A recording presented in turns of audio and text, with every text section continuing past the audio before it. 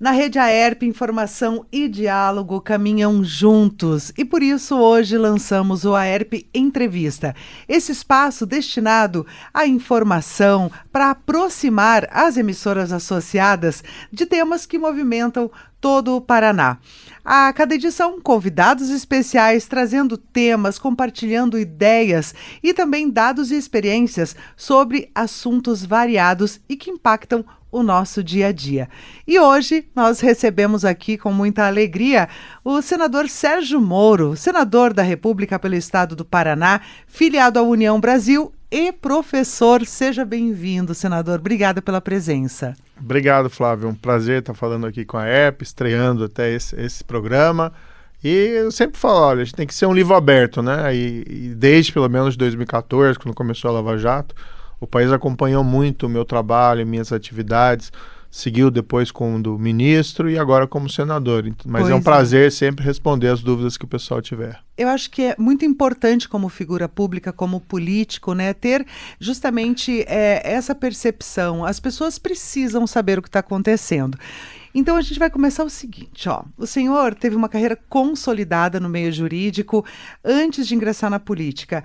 Olhando para essa trajetória, o que o senhor considera que tenha sido o maior aprendizado justamente que colabora hoje nessa função de senador?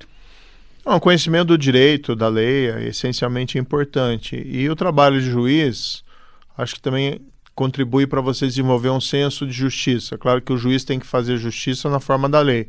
Não pode ser uma justiça da cabeça dele. Mas acho que aquele idealismo que me levou a fazer o concurso para a magistratura, ele permanece, né, vívido em mim e eu tento levar para onde eu estou. É claro que o modo de trabalhar de um senador é muito diferente de um juiz, ou mesmo quando fui ministro do Poder Executivo. Mas aqueles princípios e valores que eu acredito, eu carrego comigo, independentemente do que eu esteja fazendo. Então, acho que esse senso de justiça e conhecimento da lei, isso é algo que é relevante para a minha função de hoje. E o mais desafiador de estar no Senado hoje? Olha, é um aprendizado, né, Flávio? Porque é muito diferente. Eu sempre fui uma pessoa mais reservada, né? Como juiz, também mais circunspecto. Você não pode aí ficar, né? Você tem que tomar cuidado um pouco. Não que você não possa ter uma vida, mas você tem que tomar um certo cuidado com o relacionamento, a forma de comportamento. Melhorou muito. Você sabe que quando, na época do Brasil colônia, os juízes que vinham para o Brasil, de Portugal, eram proibidos de casar aqui no Brasil, porque o que se entendia é que eles tinham que manter distância, né, dos habitantes locais para poder fazer justiça. Isso mudou faz muito tempo. É mesmo? Né? Mas era assim no passado. Então, agora, como dentro na política, como senador, você tem que ser mais expansivo, você não pode ter aquela timidez, você tem que discursar, fazer política no bom sentido. Uhum. Eu falo até brincando que para mim um ponto marcante foi quando em 22 eu fui fazer a minha primeira carreata, né?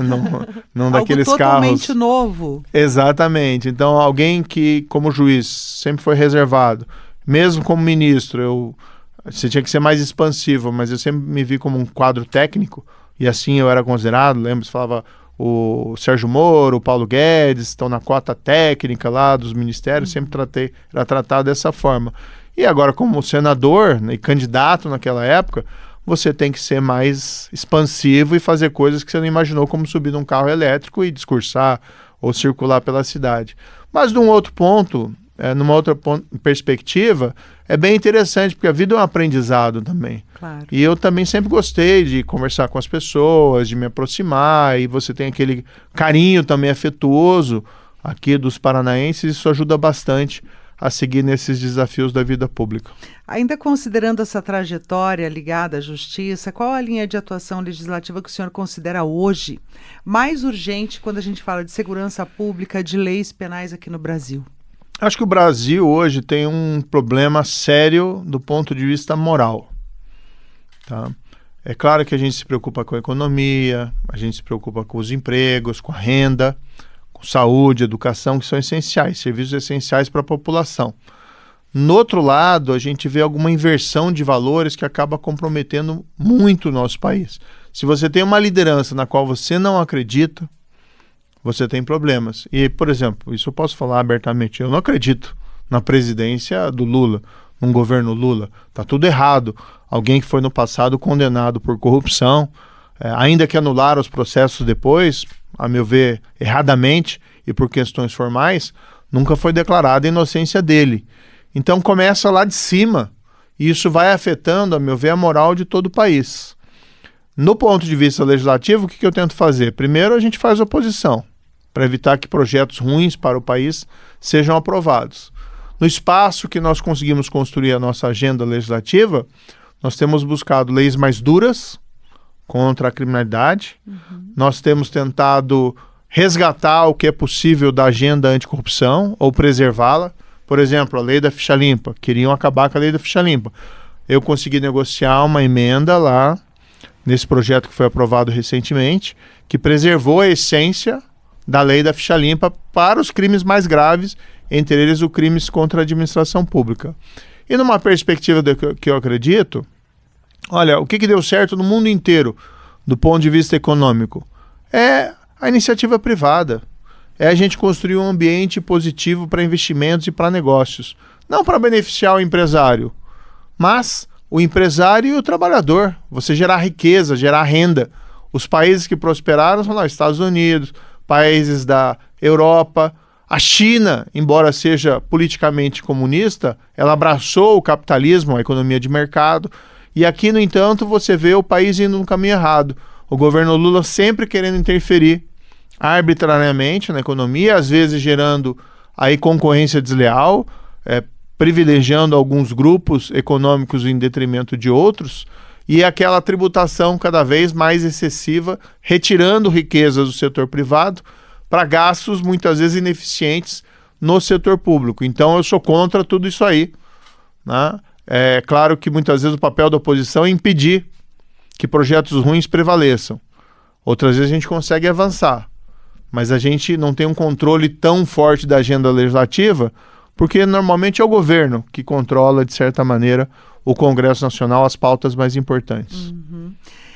Senadora, a CPMI, que investiga as fraudes do INSS, vem revelando novos depoimentos, cada vez mais detalhes aparecem sobre esse esquema. Diante do que já foi apurado até agora, qual que é a sua leitura sobre esse caso e o que isso representa quando a gente fala de sistema de controle e de fiscalização? Flávia, eu posso falar abertamente. Estou lá na CPMI como membro, tenho acompanhado os fatos. O que acontece na prática é o seguinte: o governo Lula colocou uma quadrilha no comando do INSS em 2023. Fraude no INSS é uma coisa que existe faz tempo. Em benefício, fraudes pontuais, desvios, às vezes com conhecimento de agentes do INSS, às vezes com participação, às vezes sem. Mas o que acontece? Em 2023 foram nomeados 3 pessoas para postos chaves, tá? Que era o Alessandro Stefanuto, presidente do INSS, Virgílio Oliveira, procurador-geral do INSS, e André Fidelis, que era o diretor de benefícios do INSS. Eles foram demitidos agora, não estão mais na atual gestão, mas ficaram até 25, até vir uma decisão judicial de afastamento deles. Nós temos hoje provas significativas, indícios, suspeita fundada de que os 3 receberam subornos através de empresas que foram beneficiadas por esses descontos fraudulentos dos benefícios e aposentadorias. Então, vou te dar um exemplo aqui. O Virgílio Oliveira tem uma esposa, companheira dele, com qual tem um filho. Essa mulher tinha uma empresa aqui em Curitiba, você veja só, Curitiba Consultoria de Serviços de Saúde, que recebeu cerca de 7 milhões de reais de uma empresa controlada por aquele chamado careca do INSS, que já se tornou um personagem aqui na história do país, que por sua vez recebeu milhões de reais dessas empresas, dessas associações que eram beneficiárias dos descontos fraudulentos dos benefícios. Então, embora nós tenhamos na história casos de desvios, de fraudes no âmbito do INSS, em 23, o comando do INSS nomeado pelo Lula é um comando em relação ao qual tem suspeita de terem recebido subornos dessas pessoas interessadas nesses descontos fraudulentos. E aí foram milhões de prejudicados, né, milhões de aposentados e pensionistas, nós falamos pessoas de idade, o órfão, a viúva, tiveram lá quantias dos seus benefícios que já não são de valor elevado, descontados fraudulentamente, para alimentar esse esquema fraudulento que enriqueceu muita gente, proprietário e controlador dessas associações, e toda uma rede, né, de supostos prestadores de serviço que muitas vezes era canalizado para pagar suborno a agentes da cúpula do INSS. Estamos investigando, hoje está preso esse careca do INSS, Antônio Antunes, até falar o nome dele. Ele está preso preventivamente por determinação do ministro André Mendonça, foi mantida a prisão dele pelo STF, e eu espero que a partir daí se possa elucidar todos os fatos. É o que a gente está trabalhando lá na CPMI. Muito bem. Senador, vamos falar um pouquinho de pesquisa de intenção de voto aqui no nosso estado. O senhor tem apontado aí destaque. Como que é interpretado isso e como, claro, também isso pode influenciar o seu trabalho político nesse momento? Olha, eu fico honrado ter a preferência dos paranaenses. As pesquisas normalmente têm saído me apontando ali com cerca de 40%, e os potenciais adversários, que a gente não tem ainda essa definição, muito atrás. Hoje nós temos uma garantia do partido de concorrer, né, do União Brasil. É claro que bater o martelo de tomar a decisão vai ser um pouco mais adiante. Eu até entendo que, não estando em ano eleitoral, não é apropriado você se anunciar candidato, mas sim pré-candidato ao governo do estado do Paraná. E a visão que eu tenho, Flávio, é que a gente precisa proteger o nosso estado. Qual que é o cenário que a gente está vendo para o ano que vem? Há um risco, infelizmente, de ter uma reeleição do Lula. Eu vou trabalhar contra, como trabalhei em 22. Mas há esse risco. E aí a gente não pode deixar essa loucura de Brasília, esses desvios, essa perda da moral e da justiça chegar no nosso estado. E a gente precisa ter gente com pulso forte para conduzir o governo do estado e fazer essa resistência. É claro que eu não estou falando que ninguém vai pegar em arma nem nada, que coisa parecida.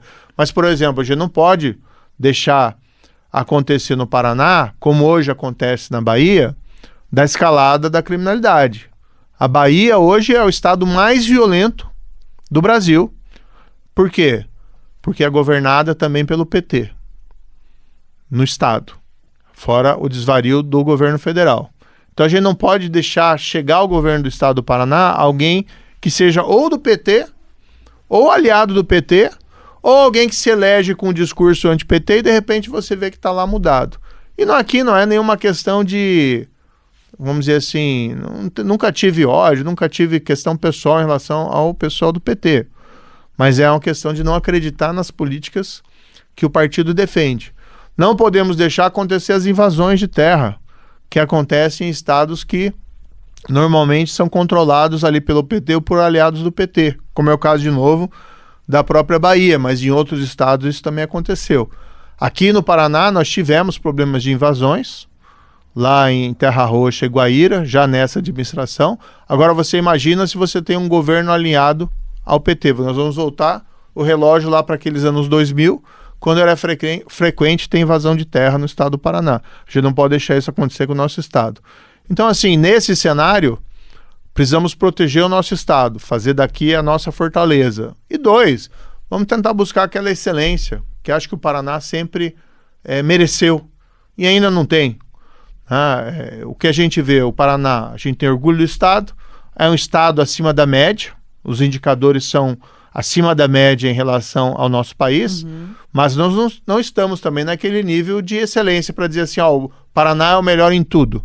Somos melhores, por exemplo, em exportação de frango, somos o maior exportador de frango do Brasil, maior produtor de cevada, somos o segundo produtor em leite. Mas, por exemplo, segurança pública, nossos indicadores são bons, mas são inferiores que o de Santa Catarina. Por que a gente vai perder para Santa Catarina em segurança pública? É inadmissível.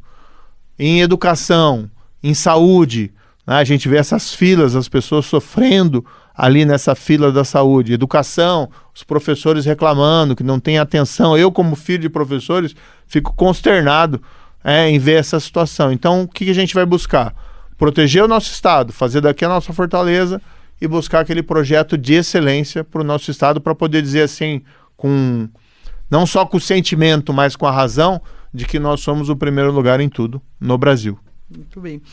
Há também um debate recorrente na nossa sociedade sobre o papel do STF, né, do Supremo Tribunal Federal, e possíveis interferências entre os poderes. Como é que o senhor avalia esse momento do judiciário brasileiro e essa relação entre os poderes? Há um desequilíbrio hoje. O Supremo Tribunal Federal é uma instituição importante. Vem desde a primeira Constituição Republicana, 1891. Tem um papel histórico, já fez muitas coisas boas no passado. Vou destacar aqui uma delas, que ainda é da nossa geração, que é o caso Mensalão. O julgamento proferido ali deu uma renovação de fé no combate a um dos grandes males do nosso país, que é a corrupção. Mas hoje a gente vê uma distorção, e ele com um papel de proeminência que não é próprio numa democracia. Em uma democracia, a eleição de presidente da República tem que ser mais importante do que a indicação de ministro supremo. A eleição de senadores e deputados tem que ter tanta relevância como a composição do Supremo Tribunal Federal. E quem tem que decidir sobre políticas públicas essenciais, que rumo tomaremos, são os poderes constituídos através de eleição. Por quê? O senador não é melhor, não é pior do que o ministro supremo. O deputado não é melhor ou pior do que o ministro supremo, mas nós somos eleitos. E, portanto, se nós votarmos errado, contrariamente àquilo que o eleitor acredita, o eleitor pode nos destituir. Veja esse exemplo recente da PEC da blindagem. Houve uma reação enorme da opinião pública e a PEC foi derrotada. Inclusive, votei contra ela também. Não concordava com aqueles termos, né, que ela foi colocada. A gente não pode aí transformar a imunidade em impunidade absoluta. Então, nós a derrotamos. Agora, os ministros supremos não são eleitos. Então, ele é indicado, ele é vitalício.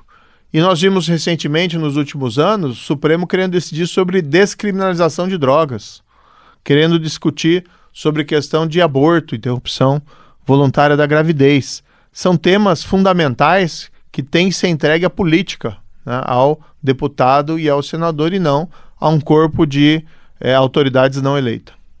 Muito bem. A gente tem uma agenda aqui, senador, sobre uma sessão especial justamente em memória às vítimas do Hamas. Vamos falar um pouquinho desse cenário internacional, que é claro que afeta o nosso país de alguma forma. Uma sessão especial em memória às vítimas dos ataques terroristas cometidos pelo Hamas, e é de sua iniciativa, com apoio de diversos parlamentares. Como que a gente pode avaliar e explicar para a população a importância desse tipo de ação?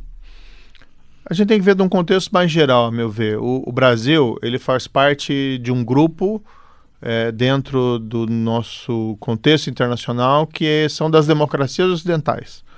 Nós defendemos democracia, defendemos instituições liberais, defendemos economia de mercado, assim como países da Europa, assim como os Estados Unidos, assim como o Canadá, assim como o Japão.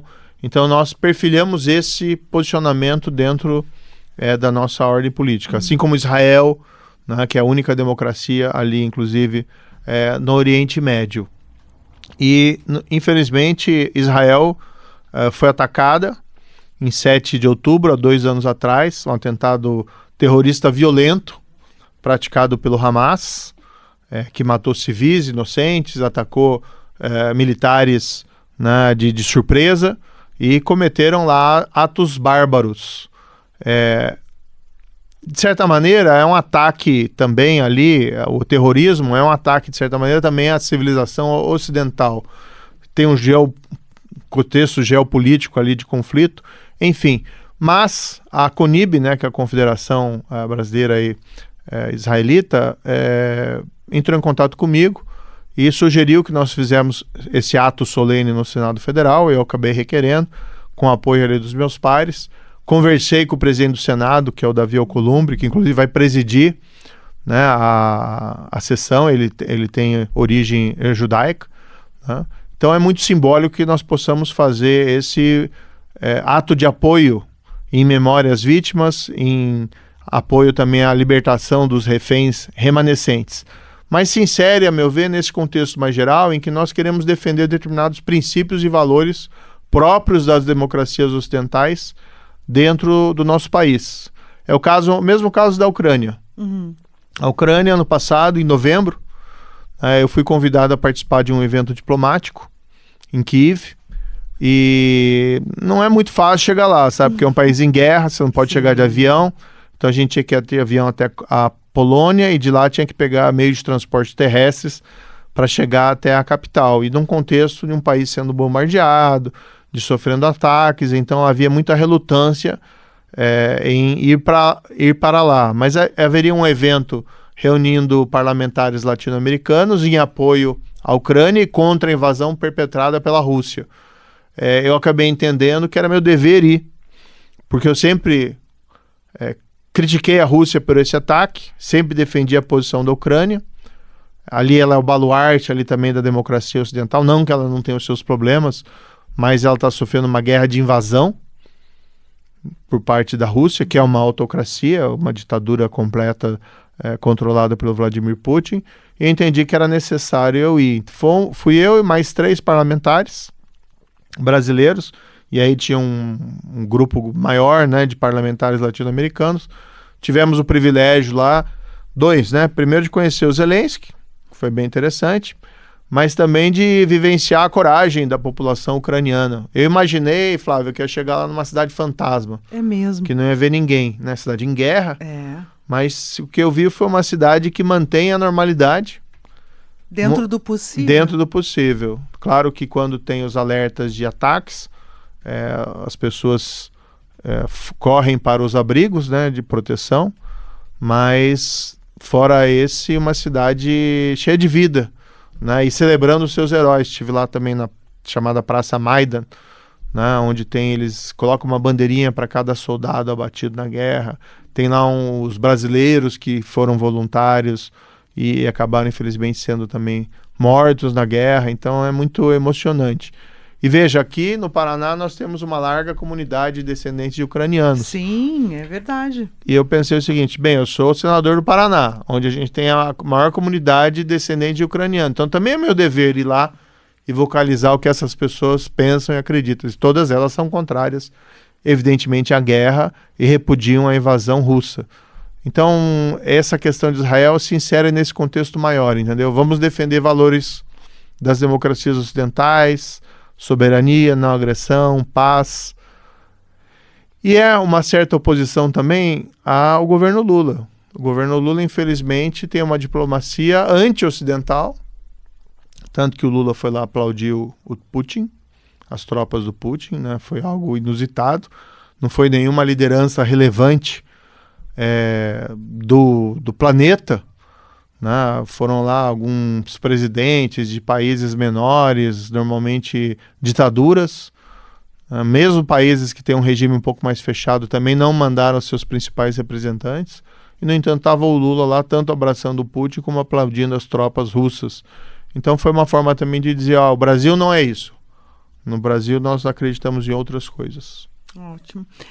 Senador, projetos, articulações, olhando um pouquinho mais agora para o nosso Paraná mesmo, o que a gente pode conversar, passar, né? São tantas emissoras de rádio que vão ter acesso a esse conteúdo. A gente falando, né, da comunidade ucraniana, Prudentópolis, né? Sim, é uma grande representante. E a gente tem essas associadas no nosso Paraná inteiro. Aquela questão de não vamos olhar mais para o interior como só o interior, né? Não vamos permitir que as pessoas saiam dos seus lugares onde ela nasceu, onde a família cresceu, para ser obrigada a vir para uma capital. Hoje, dentro do Senado, existe esse olhar para esses pequenos lugares que são tão importantes, falando do Paraná? Veja, eu sou de Maringá, né, do interior do Paraná, o pessoal, pé vermelho, né? O pé vermelho, eu sou de Toledo. Toledo, olha só, tive em Toledo esses tempos na festa do Porco no Rolete lá, que é fantástica, né? Mas eu moro em Curitiba desde 2002, em definitivo, Minha esposa, inclusive, deputada federal Rosângela Moro, é nascida em Curitiba. Ela tem feito um fantástico trabalho, principalmente ali na área da saúde. Provou um projeto importante na área do SUS, né? Agora, morei em Cascavel também, nas minhas andanças como juiz, então a gente conhece bem.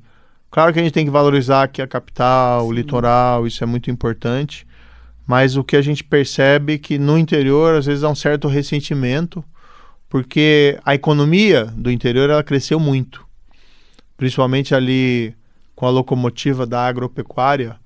O Paraná bate recordes e recordes de produção de alimentos. Isso exportado traz uma grande riqueza para o nosso estado. Nós temos essas gigantes cooperativas, né, que acabam conseguindo, até pela escala que produzem, competir até mesmo com essas grandes empresas, né, de multinacionais que também operam aqui no Brasil. Mas nós temos alguns pontos de estrangulamento. Um deles são as nossas estradas. As nossas estradas, infelizmente, elas não melhoraram como deveriam nos últimos 40 anos.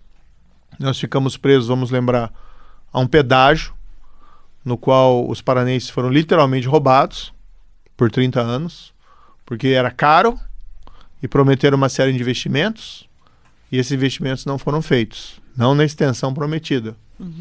E na época tinha toda uma discussão, tinha aquela bravataria também, ou acaba, ou, né, ou reduz, ou acaba, e não pode ser dessa maneira, tem que ser feito com inteligência. Mas o que a gente viu depois, e até foi um desdobramento da Operação Lava Jato, que algumas dessas concessionárias estavam pagando suborno, propina, a agentes públicos, estaduais, para retirar obras do contrato e para elas serem beneficiadas. Né? Esse processo chegaram até a passar por mim, eu decretei até algumas prisões, depois eu tive que sair e foram para outros juízes, mas até tiveram resultados interessantes de acordos de leniência, nos quais foram feitas algumas obras importantes. Aquele trevo das cataratas, por exemplo, em Cascavel, na saída na direção de Foz do Iguaçu, foi resultado de um acordo de leniência, desdobramento da Operação Lava Jato com uma das concessionárias, que reconheceu os crimes e se comprometeu a fazer obras faltantes. Agora a gente tem um outro pedágio, que é um modelo aparentemente superior, que gera incentivos para que as obras sejam realizadas. Mas tem um problema da velocidade da construção dessas obras, e dois, também tem um problema do custo. A gente não pode deixar nós perdermos, vamos dizer assim, produtividade, nós tornarmos um estado não competitivo. Então nos chegam, né, reclamações, principalmente ali do oeste do Paraná, mas também do noroeste, de que tem um temor de que o pedágio seja muito caro e como isso vai ser feito. Nós precisamos ficar vigilantes em relação a isso, para que todas as obras contratadas sejam realizadas e que os consumidores, os usuários das estradas não sejam excessivamente penalizados ou onerados. Mas, como disse, não pode ser na bravataria, tem que ser da inteligência, tem que ser um trabalho de conversa, negociação, de estratégia. E nós temos que buscar ali os pontos de estrangulamento, né, do nosso estado do Paraná, investir onde tem que investir, resolver os problemas. Não podemos ficar com essas obras também, muitas vezes intermináveis, né, que a gente até sabe muitas vezes que isso vamos dizer assim, a obra nunca termina porque gera novas oportunidades de cobrança, de, às vezes, coisa errada. A gente quer fazer daqui, né, se de fato eu for concorrer ao governo, a gente quer fazer um espelho para o Brasil. Né? Vamos retomar a agenda anticorrupção, vamos ter a segurança pública para transformar aqui o estado mais seguro do país e vamos trabalhar nesses pontos de estrangulamento da nossa economia que muitas vezes afetam o desempenho geral. Há quanto tempo, por exemplo, que a gente ouve que o Porto de Paranaguá não dá vazão à exportação dos nossos produtos? Veja que recentemente eu até vi na imprensa que a Coamo, né, que é uma das gigantes cooperativas do Paraná, ali em Campo Mourão, está investindo centenas de milhões de reais aonde? Em portos de Santa Catarina. Então por que não em Paranaguá? Por que não no litoral? Por que não descentralizar um pouco também essa vazão ali no porto de Paranaguá, né? Nós estamos perdendo, não podemos perder para Santa Catarina. A gente gosta muito de Santa Catarina. Eu tenho uma filha que nasceu lá, porque eu fui juiz lá.